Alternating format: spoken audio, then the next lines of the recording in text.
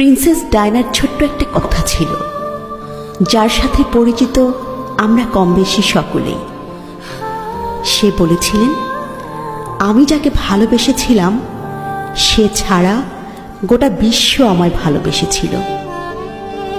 সৌন্দর্য, ব্যক্তিত্ব কিংবা আভিজাত্য কোনো কিছু দিয়েই প্রিন্সেস ডায়নাকে পেছনে ফেলবার মতো কেউ তার মৃত্যুর এত বছর পরও আসেনি।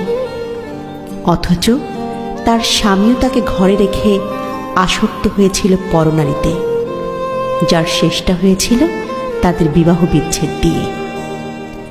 তোমরা অনেকেই বলো না, গুছিয়ে না চললে, নিজেকে সাজিয়ে না রাখলে পুরুষ হাতছাড়া হয়ে যায়।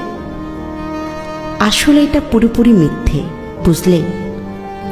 যার মানসিকতা নোংরা তার ঘরে হুড় থাকলেও সে কাজের মেয়ের পেছনে ঘুরে বেড়ায়।